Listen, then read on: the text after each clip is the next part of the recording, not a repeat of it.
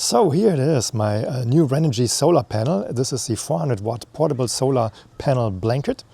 And yeah, we're gonna unpack this today, take a look how it performs, and talk a little bit about the solar panel setup on my Rossmonster Baja. So I had previously a 400 watt solar panel from Renogy as well, but it was a foldable solar panel. It was the solar panel suitcase, I think it's called, 400 watt, just like this one here. And it was very bulky and heavy. It was like 32 pounds. In comparison, this one here is under 17 pounds. So the form factor, I can probably get like 3 of these, and it's still smaller than the one foldable solar panel that I had from Renogy before. So definitely an advantage with the solar panel blanket, and I'm interested to see if it can get the same performance out.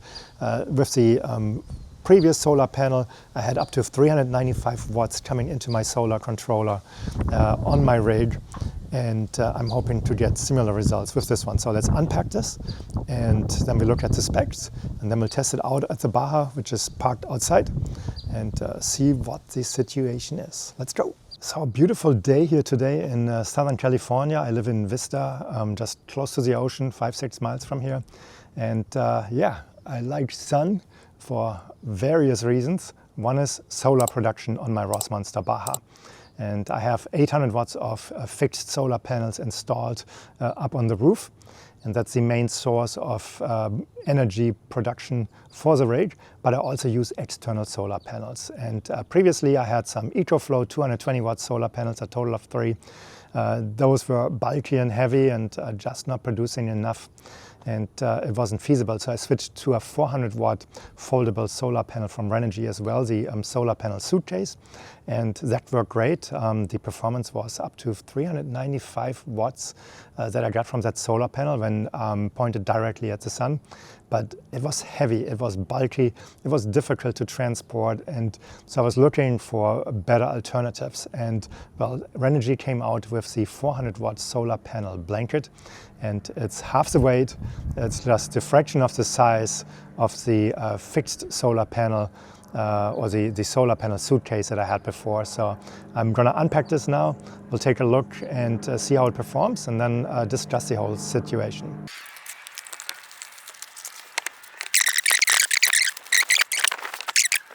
So this is a little bit under 17 pounds. It's like a bag. So first of all, I have to say I like how this is packaged. Looks like the backside or the material of this bag is very solid. It really seems to be grip protective. I don't know if it's waterproof or not, doesn't really matter. I'm not planning to store this in any type of water. There seems to be like a pouch here up front. Let's open this pouch and take a look what's inside. So there's a shoulder strap for this bag, instructions, and the cable, MC4 connectors, and that's already connected to the back side of the solar panel blanket. There's another shoulder strap and a warranty card. So we'll put this cable back in here. Okay, so let's unclip everything and unfold the solar panel blanket. So it's 4 panels wide,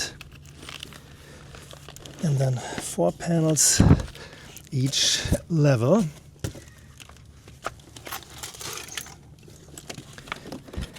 So that's how it looks like unfolded. Actually not too big. Let's get the measuring tape. So let's see how large this is. 64 inches by 61.5. So good and decent size. So it is easy to carry, easy to lift up. I'll probably have to figure out what is the best way to connect it to my rig. So I hope the gardener noise over there is not too much, but yeah, this is not that heavy. Like I said, less than 17 pounds. I'm planning to attach it with suction cups to the rig so that I can easily move it, point it to different directions. Pretty much as I put it on the hood in the front, here with suction cups on the wall, I can put it underneath the window I will use 10 stakes at the bottom to potentially stretch it out a little bit and angle it correctly. So when it comes to the darker seasons of the year, that I can angle it correctly. In the darker seasons anyway, it needs to be more, I want to say, angled upside, pointing towards the sun. In summer, I can pretty much just lay it on the floor and it's pointing perfectly at the sun. So that's the least concern I have in summer. So the size 64 by 62 inches is really manageable looking at the size of the rig. So I can easily attach mounting points, meaning like suction cups here below the window, stretch it out here so that fits between the door and everything. Pull it back a little bit and just put some 10 stakes in the ground to stretch it out. Leave it on the ground itself too, so that's not a big deal. I mean, right now it's summer, it's June 19th today, so we're right at the middle of the year. And yeah, the sun is pretty much straight above us, so this would be perfect already for solar production for today, and that's how we're gonna measure the output here in a little bit. So this will be working out perfectly fine. I might get a tarp to put it underneath so that it doesn't get that dirty when I'm out in the desert and the mountains, wherever I am. But yeah, this should be significantly easier to handle and to fold compared to the previous solar panel that I had. So I connected my solar cable with the MC4 connectors to the cable coming from the solar panel here on the rig. It's connected to one of the 3 SAE ports that I have. Just a very simple connection. I have, as mentioned, 3 of those. These are non-standard, so I ordered those on purpose with the Rossmonster. And now I'm going to get the Victron app open and we'll take a look at what the output is from the solar panel.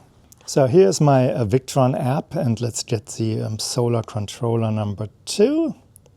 So it shows 326, 325, 326 for the input. It's almost noon, so the sun is pretty much straight above us. Overall, the throughput is pretty decent. I had probably expected a little more, I have to say. If this would be closer to 400, then I would be significantly happier. So there's a constant throughput coming in of around 323, 324 watts. So that's good, but it's not 400 watts. So this is a 400 watt solar panel.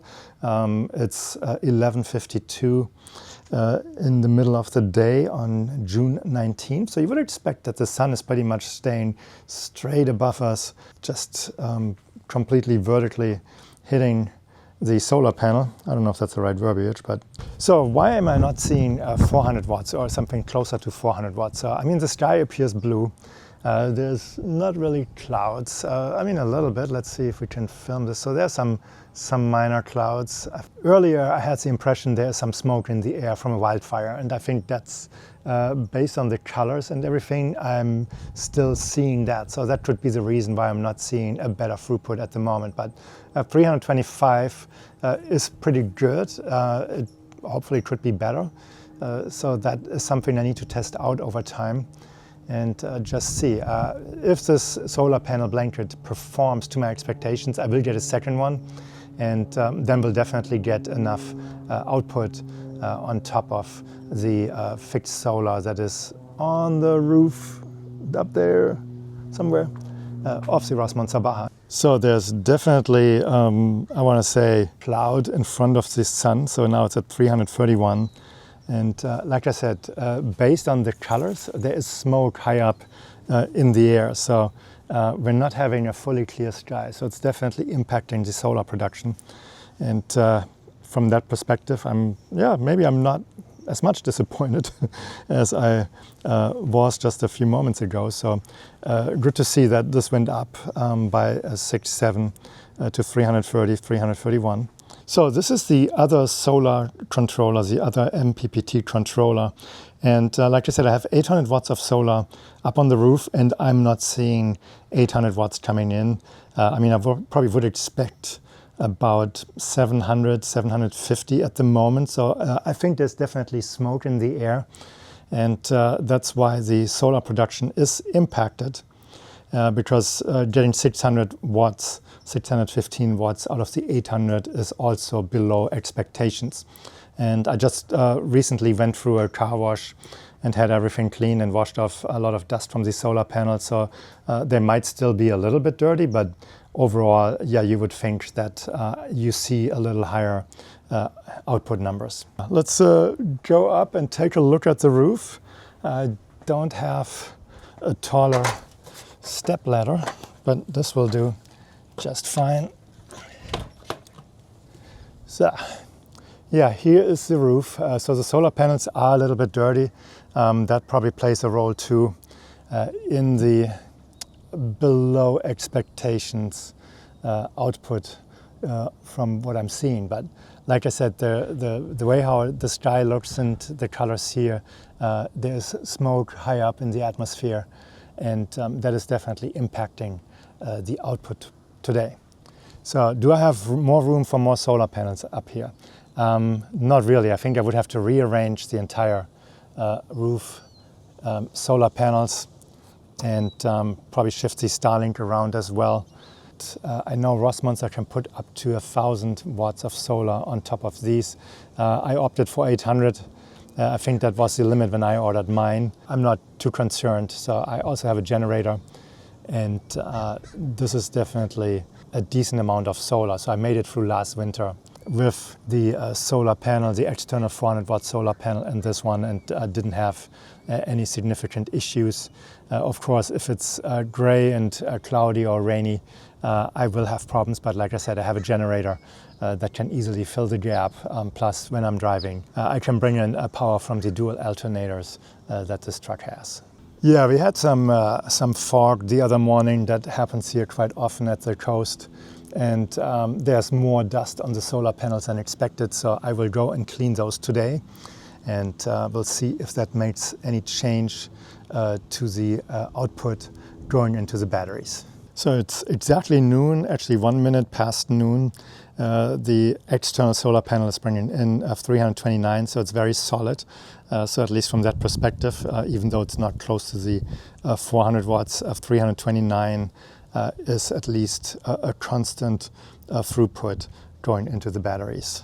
So yeah, this was a sweaty exercise. It is much hotter out here than expected.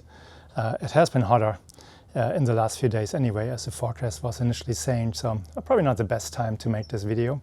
But no, I think overall this was a success. As mentioned, I did not get the output that I was expecting. More testing required on other days. It's Southern California here. There's always some wildfire stuff going on. There were a couple in the area, in the broader area, over the last few days. So there could be smoke up in the air and impacting this a little bit. I still don't think that this panel would come close to the 400 watts that I saw with the other one. I think it definitely warrants to buy a second one that will even it out from a weight perspective. So this one is 16 and something pounds, so that puts me at, let's say, roughly 33 pounds.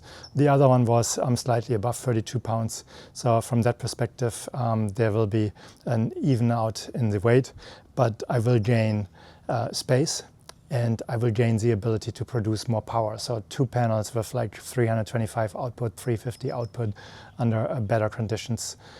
That's almost doubling the entire solar that I have for this rig. So based on the experience I had in winter, I think I will be okay. Plus I have a generator for days when it's gray. So that's really the energy production situation for this rig. I like that this solar panel is significantly smaller. Maybe I will reach out to Renogy and see why am I not getting the 400 watts. But more testing is required. And as I said, this is my own money that I spent here. I have not talked to Renogy before, so I'm not sponsored. This is really just me talking what I think about this solar panel. Would I like to see 400 watts or 390 out of this one? Absolutely. Is it a deal breaker when I only get 325 or let's say 350? It's not.